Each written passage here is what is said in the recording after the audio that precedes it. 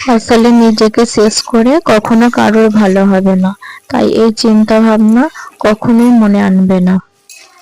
তোমাকে যে অবহেলা করছে, তোমাকে যে লাঞ্ছনা করছে, যে তোমাকে কষ্ট দিচ্ছে, তাকে কষ্ট দিতে যে নিজেকে শেষ করার চিন্তা ভাবনা কখনোই মনে এনো না।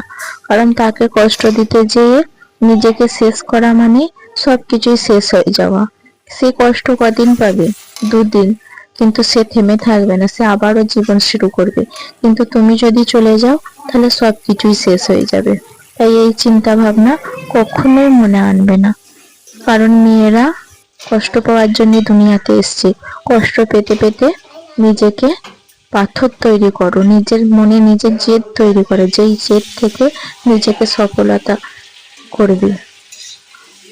কারণ কষ্ট মেয়েদের জীবন, তাই কষ্টকে জীবন সঙ্গী হিসেবেই মেনে নাও।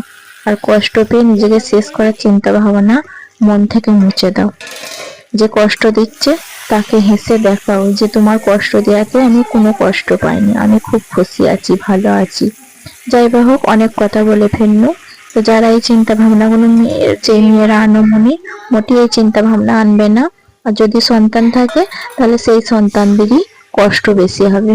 যাই বা হোক, আসসালামু আলাইকুম বন্ধুরা, তোমরা কেমন আছো? আমি ভালো আছি। তো আমি মশলা কষে নিয়েছি, ওর মধ্যে আলু দিয়েও ভালো করে কষে নিয়েছি। আজকে ডাঁটা দিয়ে মাছ রান্না করব। আমি এটা আমার বাড়ি নয়, এটা আমি আমার মায়ের বাড়ি এসেছি। মায়েরা বাইরে থাকে, আসছে, তার জন্য আমি রান্না করছি। তো গোস্ত আনার কথা ছিল, গরুর গোস্ত, তো পাইনি, তার জন্য মাছ রান্না করছি। ডাঁটা দিয়ে মাছ রান্না করব। তো আলু ঝোল সবকিছু কষানো হয়ে গেছে, কচি ডাঁটা তাই আমি কষে নিয়ে নিই। ঝোল কষে নিয়ে পানি দিয়ে ওর মধ্যে দিয়ে দিয়েছি, তো ঝোল ফুটে গেছে, মাছগুলো ওর মধ্যে দিয়ে দিচ্ছি। তো আমার রান্নাটা হয়ে গেছে। রান্নাটা কেমন হয়েছে অবশ্যই একটা কমেন্টে বলবে। আর যেই কথাগুলো বললো সেই কথাগুলো অবশ্যই চিন্তা ভাবনা করবে, কারণ অনেক মেয়ে কষ্টে আছে, আর কষ্টে থাকতে থাকতে নিজেকে শেষ করার সিদ্ধান্ত নিয়ে নেয়। তাই এই কথাগুলো তাদের জন্যই বললো। তাই রান্নাটা এই পর্যন্ত। সকলে ভালো থেকো, সুস্থ থেকো, আমার জন্য একটু দোয়া করো, সাথে থেকো। আল্লাহ হাফেজ।